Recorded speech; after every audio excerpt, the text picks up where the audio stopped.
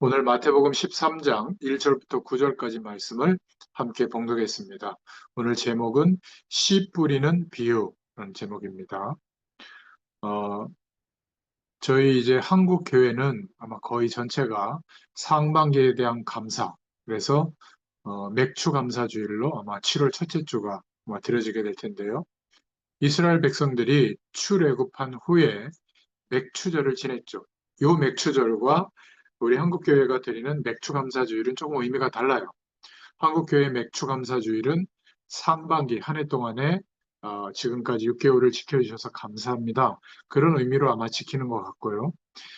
이 이스라엘의 광야에서 드렸던 그 맥추절, 그 이후의 맥추절은 광야로 나서면서 첫 번째 추수한 것을 하나님께 드리는 그런 절기였어요.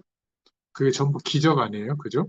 그래서 하나님께 감사하는 맥추절인데 쉽게 말하면 우리의 모든 삶을 성령께서 인도해 주신다. 천국 갈 때까지 인도하신다. 뭐 그런 의미인데 우리 한국교회에서 드리는 맥추감사주일은 7월 첫째 주일에 드리는 것은 상반기에 지금까지 함께해 주셔서 감사합니다. 네, 그런 의미라고 간단하게 이해하시면 되겠습니다. 아무튼 이스라엘 백성들이 출애굽한 후에 맥추절 절기를 맞으면서도 진정한 이유도 모른 채 그냥 절기 지키는 것만 열중했어요. 그래서 이 맥추절에는 그냥 절기를 지키는 이상의 굉장한 비밀이 들어있는데 영원한 멸망에서 구원받은 것에 대한 감사하는 그런 의미가 들어있는 겁니다. 여호수아와 갈렙 이 두 사람이 출애굽했을 때 1세대 중에 유일하게 가나안 땅에 들어가게 되죠. 바로 감사의 참 이유를 깨달은 자만 가나안에 들어가게 된 겁니다. 40년 광야에서 구원의 축복에 대해서 관심이 없었던 그런 사람들은 40년 광야를 지나면서 다 죽게 되고 애굽의 배경을 모르고 하나님이 임재하셔서 함께 하시는 축복 속에서 태어나서 자라고 먹고 마셨던 다음 세대, 그 세대로 다 교체하신 거예요. 지금 예수님 믿는 사람 중에는 되어지는 사람도 있고 또 여전히 힘든 사람도 있죠. 어, 맥주 감사절은 아무튼 그런 의미를 생각해 볼 수 있는 중요한 시간들입니다. 어, 광야에서 두 종류의 사람이 있었는데 가나안 땅까지 들어가지 못한 사람들이 대부분이었고 오직 가나안 땅으로 들어간 사람은 정확히 말하면 두 사람뿐이었죠. 여호수아와 갈렙입니다. 그들이 진정으로 출애굽한 이유를 알지 못하고 감사가 없었던 것이죠. 그냥 맥주절을 지킬 때 곡식을 드리고 과일을 드리는 이런 정도의 감사였어요. 우리도 잘못하면 그런 신앙이 될 수가 있는 겁니다. 오늘 예수님의 씨 뿌리는 비유를 통해서 중요한 것을 깨달을 수 있기를 축원합니다. 그래서 여호수아와 갈렙을 비롯해서 그 언약을 깨달은 사람이 구원의 축복을 깨달은 사람이 100만 명 넘게 가나안 땅에 들어가게 됐죠. 세대 교체가 된 겁니다. 그래서 하나님이 40년이라고 하는 긴 세월을 광야에서 보내게 한 거예요. 지금도 마찬가지입니다. 예수 믿는 사람 가운데 하나님의 축복을 영원한 생명의 축복을 받은 사람도 있고 아직도 그게 무엇인지 모르고 그냥 육신적인 복에만 매여 있는 사람들이 많아요. 똑같이 성경책 들고 교회 다니는데 하나님이 주시는 응답을 받는 사람이 있고 못 받고 있는 사람이 있는 겁니다. 어떤 교회는 하나님의 축복을 많이 받기도 하지만 또 어떤 교인들은 오히려 복음을 가리우는 이런 일을 하다가 가는 사람들도 있어요. 참 안타깝죠. 이스라엘 민족이 애굽에서 출발했을 때 하나님은 한 가지를 주셨습니다.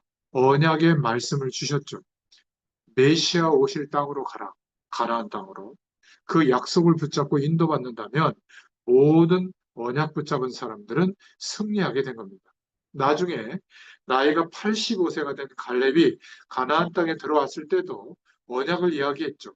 지금으로부터 45년 전에 하나님의 종 모세가 말씀하신 것을 인용해서 지금 다 떨고 있는데 젊은 사람도 말이죠. 85세 된 노인이 나는 지금도 하나님이 그렇게 하실 것을 믿는다. 안악산지를 내게 주옵소서. 이러면서 안악산지를 정복하라고 하잖아요. 성경은 일반 학자들이 분석을 했는데 큰 사건 7,000가지가 약속된 것이 성취되었다고 합니다. 하나님의 말씀이 지금도 어떻게 성취되고 있는가, 이것을 꼭 확인해야 될 줄로 믿습니다. 자, 그래서 오늘 본문의 첫 번째로 하나님의 말씀을 믿으면 그 말씀이 그대로 성취됩니다. 말씀 속에서 하나님이 주신 감사를 깨달을 때 진정한 감사의 고백이 회복되죠. 그냥 맥추절이라서 감사한 것이 아니라는 거예요. 애굽에서 나온 것이 감사하고 그 모든 것 이전에 흑암의 배경에서 빠져나온 것이 정말로 감사했어요. 애굽 땅에서 가나안 땅으로 가라고 하셨는데 그것은 메시아 오실 가나안 땅으로 가게 하신 것, 바로 언약 성취의 땅으로 가게 하신 것. 우리도 마찬가지죠. 예수 믿고 편안해지고 잘 먹고 잘 살았다. 이것보다 더 중요한 것은 예수님께서 땅끝까지 이 복음이 증거되어지도록 우리의 인생을 축복하시고 인도하시는데 그 방향이 우리에게 언약이 될 때 우리의 삶은 감사가 회복될 줄로 믿습니다. 그저 육신적으로만 응답받아서는 하나님 모르는 불신자와 다를 바가 없죠. 지금 전 인류가 멸망받을 수밖에 없는 사단의 배경, 죄의 배경, 세상 배경, 애굽에서 해방받은 줄로 믿습니다. 전 인류를 살릴 수밖에 없는 가나안으로 가게 하신 것, 예수 그리스도의 약속을 붙잡고 세계복음화의 약속을 붙잡게 된 것이 감사할 수 있기를 바랍니다. 하나님 없는 것 같은 이 세상에서 우리를 그리스도로 말미암아 하나님의 자녀로 부르신 것이 감사하고 우리의 후대들이 언약의 복음의 가정 안에서 태어나고 지금 자라고 있는 것이 너무 감사한 줄로 믿습니다. 앞으로 영적 혼란이 오는 것을 보면서 거기에서 우리의 인생은 완전히 해방된 것 감사할 수 있기를 바랍니다. 부모님이 훌륭해서가 아니라 그분들을 통해서 복음을 받은 것, 이것이 너무 감사하죠. 많은 주의 백성들이 방황하는데 그리스도의 축복을 깨닫게 하시고 세계 복음화의 방향을 갖게 하신 것, 감사와 영광을 돌릴 수 있기를 축원드립니다. 사람들은 자꾸 육신적인 막 뭐가 변했다, 획기적으로 뭐가 왔다, 이런 자꾸 이상하게 말씀을 틀리게 자꾸 깨닫는데요. 아, 우리가 곡식이 생겨서 감사하다. 맞죠? 그러면 불신자는 먹을 게 없습니까? 그런 수준으로 복음을 깨달으면 별 가치가 없어요. 애굽에서 나왔다 이전에 전 인류가 멸망받을 수밖에 없는 흑암과 저주의 배경에서 해방되게 된 겁니다. 그리고 전 인류를 살릴 메시아를 보내실 가나안 땅으로 가게 됐다. 이것에 대한 감사의 고백을 말하는 거죠. 오늘 내가 예배를 드리고 있다. 이 시간에. 그것 가지고는 안 되는 겁니다. 하나님 없는 이 세상에 나를 그리스도로 말미암아 하나님의 자녀로 부르신 것. 이것이 정말 감사의 고백이 되어야 될 줄로 믿습니다. 멸망받는 줄도 모르고 멸망받는 이 세상에서 그렇게 나도 살고 있었는데 하나님이 나를 하나님의 언약의 백성으로 불러주셨습니다. 지금 가정마다 거의 90% 되는 이상의 후대들이 귀신 문화의 아래서 세상 배경 아래서 태어나거든요. 그런데 우리의 후대들을 하나님의 언약 백성으로 부르셨다. 이것만 해도 너무 감사하죠. 여러분이 진짜 감사가 안 나오면 혹시 구원을 못 받은 게 아닌가? 이렇게 생각해야 될 정도예요. 여러분은 만약에 이 복음이 전달되어진 부모님이라면 감사가 안 나옵니까? 우리 부모님이 얼마나 돈이 많이 있었고 훌륭하냐? 그렇게 보니까 감사가 안 나오는 거예요. 우리를 복음 알도록 이런 축복이 우리 가정에서 일어나게 된 것, 얼마나 감사한 일인지 몰라요. 앞으로 지구상에는 굉장한 영적인 일들이 벌어질 텐데 여러분의 자녀와 여러분이 그 저주의 배경에서 완전히 제외되었다는 것만 해도 너무 감사한 일이죠. 그렇다면 두 번째로 하나님의 말씀을 어떻게 우리가 받아야 될까? 첫 번째는 하나님의 말씀이 얼마나 중요한지 알아야 됩니다. 애굽, 바벨론, 에베소 지역, 지금도 말씀대로 망해 있죠. 어려워지는 상황에서 살아가고 있습니다. 그러므로 강단에서의 말씀이 너무 중요하죠. 계속 복음이 전달되어야 될 줄로 믿습니다. 말씀 그대로 된 거예요. 에베소 지역에는 지금도 교회가 없다고 하는데 이 에베소가 어딘가 하면 터키 지역, 지금은 이름이 바뀌었죠. 키르키예인가요? 네, 하여튼 터키에 있는 한 지방이에요. 아직도 여기는 교회가 없답니다. 성경에는 촛대를 옮길 것이다. 그렇게 말씀했죠. 너무나 놀라운 일이에요. 우리가 하나님의 말씀을 붙잡고 정말로 기도해야 될 줄로 믿습니다. 이 말씀은 얼마나 능력이 있는가? 두 번째로 창세기 1장 1절부터 13절에 보면 하나님께서 말씀으로 천지를 창조하셨습니다. 이 말은 저와 여러분이 하나님의 말씀을 진정으로 깨달으면 그 창조의 축복이 나타난다. 그 말이 돼요. 오늘 13장 1절부터 9절에 그 말씀이 씨가 뿌려진 것처럼 그 씨가 나무가 되는 응답이 된다. 저와 여러분이 하나님의 말씀을 들을 때는 잘 몰랐는데 그것이 우리의 심령에 심겨지게 되면 씨앗이 뿌려져서 나무가 되듯이 말씀의 응답이 일어난다. 그 말입니다. 히브리서 4장 12절에는 이 하나님의 말씀은 살았고 운동력이 있어 우리의 영혼과 심령과 골수까지도 쪼갠다. 치유하신다. 이걸 말씀하고 있고요.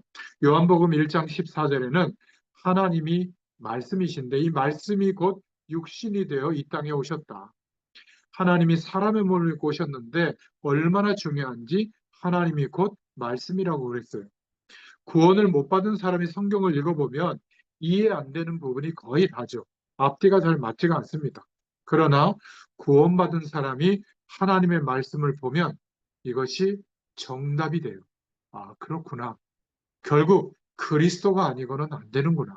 임마누엘의 축복이 아니면 안 되는구나. 우리에게 성령으로 역사하시는 축복이 나타나야 되는구나. 그래서 그리스도의 말씀을 붙잡아야 되는구나. 시편 1편에는 하나님의 말씀을 잘 받으면 시냇가에 심겨진 나무처럼 시절을 따라 자라게 되고 열매 맺게 될 줄로 믿습니다.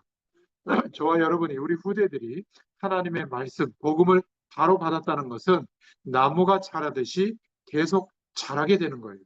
그래서 여러분이 교회에 가서 주일날 특별히 일에 너무 얽매이지 말고 우리의 영혼이 집중적으로 말씀을 들으면서 기도하면서 힘을 얻어야 될 줄로 믿습니다.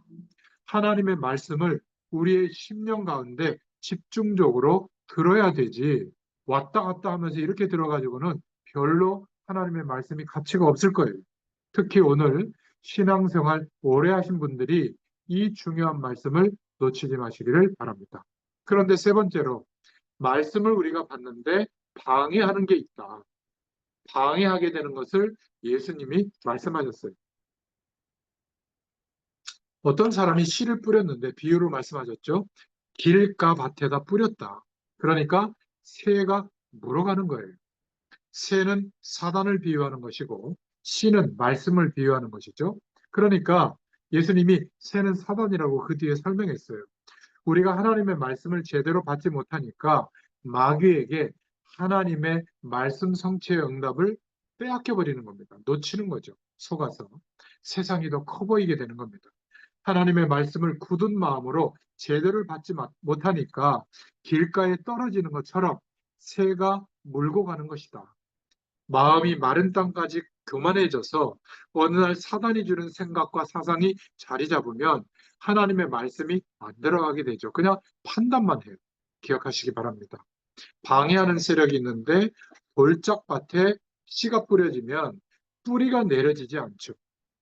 돌밭에다 씨를 뿌리게 되면 그렇습니다. 우리가 하나님의 말씀을 제대로 받아야 되는데 자신의 신념이나 자신의 노력이나 이루어진 것, 그것 때문에 교만하게 말씀을 안 받으니까 뿌리가 내릴 수가 없는 거예요. 그러면 밑에는 전부 돌이 있으니까 뿌리가 안 내려지잖아요. 그러면 해가 비치면 말라 비틀어지게 되죠. 태양은 모든 생명의 근원인데 햇빛이 비치는데도 불구하고 독이 되는 겁니다. 저와 여러분이 하나님의 말씀을 제대로 못 받으면 노력하는 그 모든 것이 독이 될 가능성이 많다. 이 말은 보통 말씀이 아니에요. 예수님께서 그냥 씨를 이야기하는 것처럼 보이지만 사람을 두고 이야기하는 겁니다. 바리새인을 두고 이야기하는 것이죠. 그래서 가시밭에 또 씨가 뿌려지면 싹이 나기는 나는데 가시가 누르니까 더 이상 자랄 수가 없다. 예수님께서 설명하셨습니다. 내가 이것을 해야 될 거냐, 저것을 해야 될 거냐? 세상의 염려와 여러 가지에 쌓여 있으니까 우리의 심령이 눌려서 말씀이 잘 들어가지 않고 자라지가 않는 거예요. 우리가 알면 얼마나 합니까? 우리의 복잡한 생각을 가지고 있으니까 말씀이 자라지를 않는 거예요. 세상에 경험이 있다면 얼마나 있어요? 그런 것을 붙잡고 있으니까 그런 배경과 기준에 눌리게 되는 겁니다. 이 말은 공부를 하지 말라는 말도 아니고 세상 경험이 없어야 된다는 말도 아니에요. 그런 것을 가지고 우리가 하나님의 말씀을 못 깨달으니까 죽는 것이구나. 여러분 기억하시기를 바랍니다. 자, 그런데 옥토밭에 씨가 떨어지는 경우가 있어요. 제대로 떨어져서 열매 맺는 경우를 말씀하고 있는 거거든요. 당장 열매가 안 나도 그 결과는 반드시 나오게 되어 있습니다. 8절에 보니까 좋은 땅에 떨어진 씨는 100배, 60배, 30배의 열매를 맺는다. 이렇게 말씀하고 있죠. 이것은 그때 당시의 표현법이에요. 100배, 60배, 30배 정도가 아니라 정확하게 말하면 수십만 배의 열매를 끊임없이 맺는다. 그런 표현이에요. 하나님의 말씀을 잘 받으면 이 말씀이 그렇게 큰 열매로 우리에게 응답되는 줄로 믿습니다. 당장 열매가 나지 않아도 열매가 맺어져요. 우리가 전도하러 가서 하나님의 말씀을 안 받는 길가, 돌짝밭, 가시밭 그런 같은 데가 있지만 말씀만 제대로 받으면 말씀이 그 심령에 떨어지면 하나님의 역사가 일어나게 된다. 그것을 말씀하고 있는 겁니다. 그러면서 9절에 귀 있는 자는 들으라 하시니라. 우리는 귀가 다 있죠. 그런 귀를 말하는 게 아니라 하나님의 말씀을 들을 수 있는 영적인 귀를 말합니다. 자, 그러면 오늘 큰 세 번째로 어떻게 해야 우리가 이 은혜를 받을 수가 있겠는가?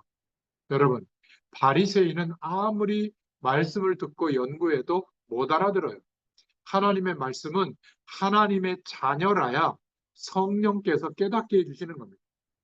하나님의 말씀 이해가 그때 가능해져요. 여러분, 종은 아무리 훌륭해도 신분이 종이에요. 자녀는 아무리 모자라도 자녀의 신분이 아니겠어요? 하나님의 자녀라야 성령께서 깨닫게 해주시는 겁니다. 그리고 하나님의 자녀에 대한 확신과 그 자녀가 누릴 축복과 내용을 알고 있어야 돼요. 우리는 하나님의 자녀로 신분이 바뀌어졌고 영원한 하나님의 나라 천국 배경이 지금 우리가 누릴 배경이에요. 이렇게 되면 제대로 영적인 눈이 열려지게 되죠. 그래서 성령의 역사를 실제로 믿는다면 예배는 굉장히 귀중한 축복이 되는 줄로 믿습니다. 성령의 역사를 실제로 안 믿는다면 이렇게 예배하고 현장에서 주님을 바라보는 이런 시간은 별로 중요한 것이 아니게 될 겁니다. 그런데 악한 영의 역사를 알고 있고 성령의 역사가 뭔지 알게 된다면 이 예배가 얼마나 중요한지 몰라요. 자, 그렇다면 네 번째로 주일날 받은 말씀을 붙잡고 여러분이 하루에 잠깐이라도 집중으로 묵상하고 기도해 보시기 바랍니다. 오늘도 이 시간에도 기도하면서 내게 부딪혀오는 하나님의 말씀 붙잡고 한번 하나님을 바라보세요. 여러 가지 할 일이 많겠지만 다 걷어치우고 말씀 붙잡고 기도하는 시간을 하루에 한 번 이상은 꼭 가지시길 바랍니다.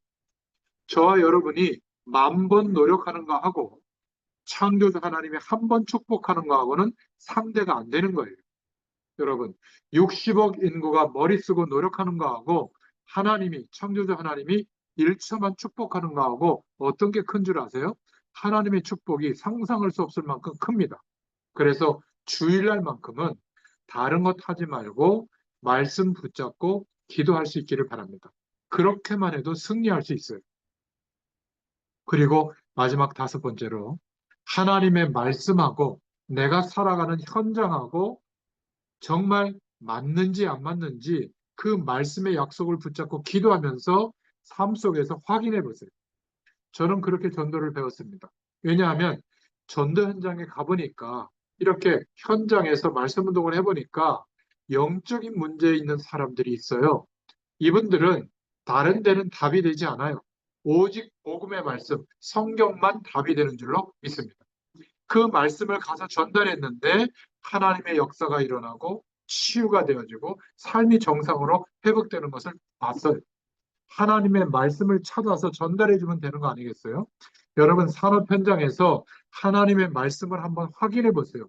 주의 말씀을 묵상해 보고 조금 생각해 보세요. 우리가 자칫하면 환경이나 문제 때문에 속을 수 있게 됩니다. 하나님의 말씀하신 그대로 응답되는 줄로 믿습니다. 저희들이 이 말씀을 붙잡고 기도할 때에 하나님께서 응답을 하나씩 하나씩 허락해 주시는 거예요. 예수님께서 말씀하셨습니다. 좋은 땅에 떨어지는 씨는 100배, 60배, 30배의 열매를 맺느니라. 예수님이 말씀하시기를 귀 있는 자는 들을지어다. 이렇게 말씀했죠. 자, 오늘 결론입니다. 감사를 회복할 수 있기를 축원합니다.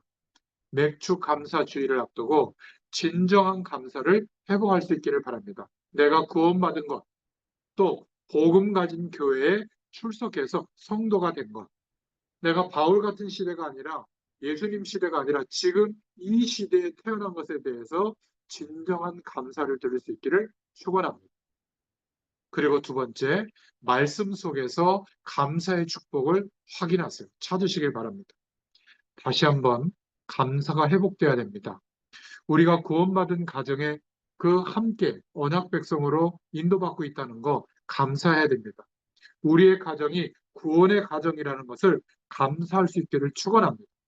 여러분 지금 멸망의 시대가 들이닥치고 있는데 우리가 복음 가진 교회에 앉아 있다는 거, 신앙생활하고 있다는 거 정말 감사해야 돼요. 그렇죠? 이 시대에 태어난 것도 얼마나 감사한지. 바울은 복음 전하는데 얼마나 고생한지 몰라요. 우리는 전화로, 영상으로, 자동차로, 비행기로 얼마나 축복인지 모릅니다. 그런데도 전혀 감사가 없다? 생각해 보셔야 돼요. 제정신이 아닌 겁니다. 도대체 우리가 이 큰 축복을 받았는데 왜 감사가 나오지 않을까? 못 깨닫는지 모르겠어요. 이 구원의 엄청난 축복을 받았는데도 왜 이것을 모르고 있느냐 그 말이에요. 오늘 주님께서 비유를 통해서 말씀해 주신 겁니다. 하나님의 은혜가 얼마나 감사한지, 하나님이 건강을 유지시켜 주시는 것도 감사하지. 복음을 알게 된 이것도 우리 마음대로 되는 게 아니에요. 하나님이 은혜를 주신 것인 줄로 믿습니다. 저와 여러분이 오늘 정말 진정한 감사가 회복되는 날이 되기를 예수님의 이름으로 축원합니다. 기도하겠습니다. 하나님 너무 감사합니다. 2025년 첫 출발을 할 때에도 말씀의 방향과 약속을 주셨고 오늘 하나님의 말씀을 붙잡고 돌이켜보니 2025년 6개월 동안에도 하나님이 세밀하게 인도해 오셨음을 너무 감사와 영광을 주님께 올려드립니다. 하나님 정말 우리가 일평생 하나님 앞에 구원받은 것을 감사하게 하시고 말씀 속에서 감사의 축복을 발견하고 응답을 누리게 되도록 역사하여 주시옵소서. 예수님의 이름으로 감사하며 기도드렸습니다. 아멘. 감사합니다.